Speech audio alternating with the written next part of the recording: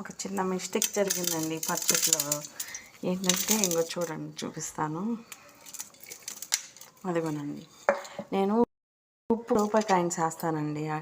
ఆ రూపాయి కాయిన్స్ ఇలా తీసేటప్పుడు, ఉప్పు తీసేటప్పుడు ఈ పచ్చట్లో పడిపోయింది. అందుకని తీయటానికని మళ్ళీ ఇట్లా వేసేసాను. మీకు చూపించేద్దామని కూడా ఇంకా మళ్ళీ ఈ వీడియో చేస్తాను. అదేనండి, మళ్ళీ వేసేసాను. వేసేసేసి ఇంకా మూత పెట్టేసుకుందాం.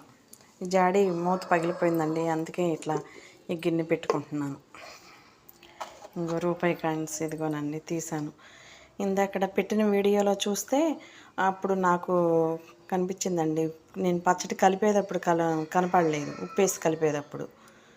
అయ్యో ఇదేంటి మిస్టేక్ చేశాను అని ఇంకా మళ్ళీ తప్పు కదా అని మళ్ళీ తీసి ఇలా వేరుగా కాయిన్స్ తీసుకున్నాను. పచ్చడి మళ్ళీ పళ్ళెంలోకి తిరగొట్టుకుని. ఇదిగోనండి, మేము ఉప్పు కుండలో వేసుకుంటాం అన్నమాట. ఈ కుండలో మా అమ్మగారు మా అత్తగారు ఇలాగే వేసేవాళ్ళు. ఇట్లా వేసుకుంటాం. అడుగుని ఇట్లా వేస్తానండి, అట్లా అలవాటు. ఇంకా ఇందక్కడ పొరపాటున వచ్చేసింది, తీసి వేసేసాను, క్షమించమ్మా.